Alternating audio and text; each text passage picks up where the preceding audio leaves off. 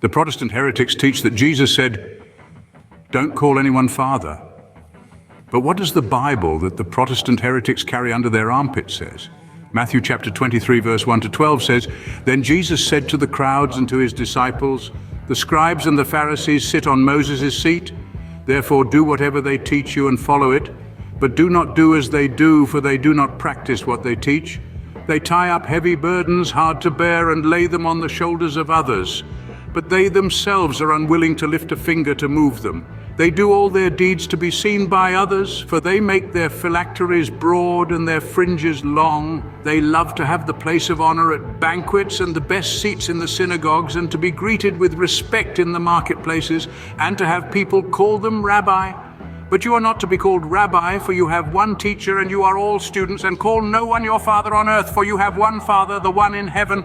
Nor are you to be called instructors, for you have one instructor, the Messiah. The greatest among you will be your servant. All who exalt themselves will be humbled, and all who humble themselves will be exalted."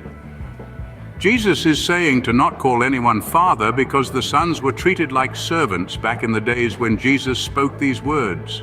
Galatians chapter 4 verse 1 to 2 says, "Now I say that the heir, as long as he is a child, differeth nothing from a servant, though he be Lord of all, but is under tutors and governors until the time appointed of the Father."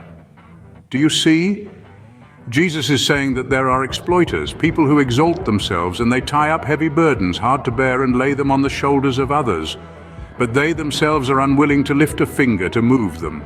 Those people in Jesus' times were rabbi, fathers, instructors. Jesus says, "The scribes and the Pharisees sit on Moses' seat.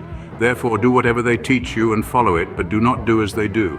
The Father is also in a position of power. He is your Father, and you must do what He tells you. If your father ties up heavy burdens on your shoulders, obey him. But when you grow up and have your children, do not imitate your father and tie heavy burdens your children. The father is the Lord of the house, and his own son has no advantage over the servants. The son is just another servant.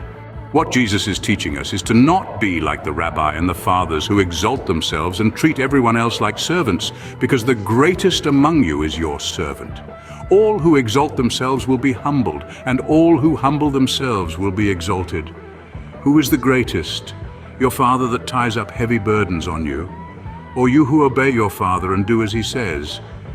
In the eyes of the world, the Father is the greatest because he commands and the Son obeys. But in the eyes of Jesus, the Son is the greatest because the Son obeys his Father and does what he is told. And that is why Jesus concludes with, "The greatest among you is your servant. All who exalt themselves will be humbled, and all who humble themselves will be exalted." Here we see once again how the Protestant heretics corrupt Jesus' doctrine and claim that Jesus told everyone to not call anyone father. But once you read the context, Jesus' teaching is completely different from what the Protestant heretics preach house to house, on the streets and on the internet.